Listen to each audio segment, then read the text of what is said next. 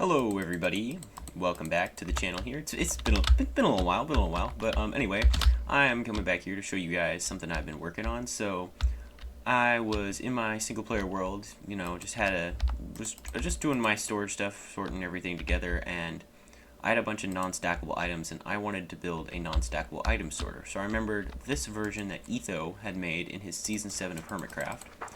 Very unique design here, and it has the capability for storage of all the different items and being able to retrieve them, and then they get called through a dropper elevator, and they get called through a dropper, and then they get sent through a water stream and then up to the player over here. And I thought this was a pretty unique design, but it had some comparator madness, and I wanted to make some adjustments, so I created my own from scratch here. And this is just kind of like a showcase of that, and then I might release a tutorial if people are interested in it. But basically, here is the gist of it.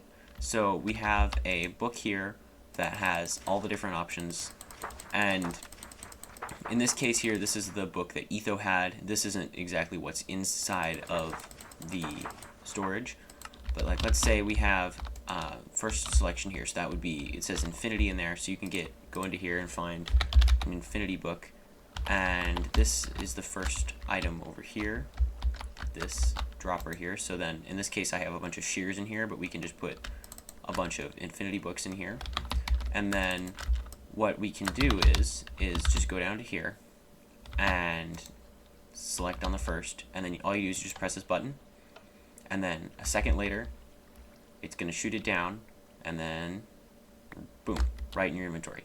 And then you're like, well, okay, actually I don't want that infinity book. So then with this still being set on the first option there, infinity, you can just put it in the barrel, and then it immediately gets sent up and put into storage right there. Super easy, super, well, not really compact, but it's a really interesting system. So in 1.16, in one of the 1.16 updates, they changed how redstone behaves. So certain blocks it's a lot harder to decode signals and stuff like this, getting one torch to light up versus all the others to stay off, due to how redstone powers in a block. Let me show you an example though. Okay, so this was the change that was made, which made this a whole lot more difficult to create.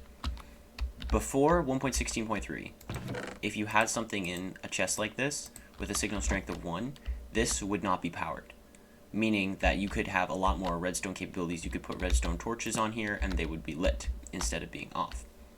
But after 1.16.3, this now powers this block, meaning that it's a whole lot more difficult to do all of this. And my solution for this was to have a comparator in subtract mode with a signal strength of 1, and then what that means is when you have this selected here, see, it's a signal strength of 4, and then this gets subtracted by 1, meaning this goes to 3, and then that's how you get your difference. So then you can get this torch to be active leading up into this dropper, which then when you press the button, a signal is sent to all of these, activating just this one, causing it to be dispensed into this water elevator here, and then ice stream, and then directly on where the player is.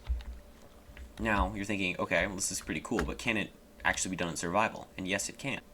Okay, so this is my single player world, which I will hopefully get a tour out at some point to kind of, this is my forever Minecraft world if you're familiar with that concept.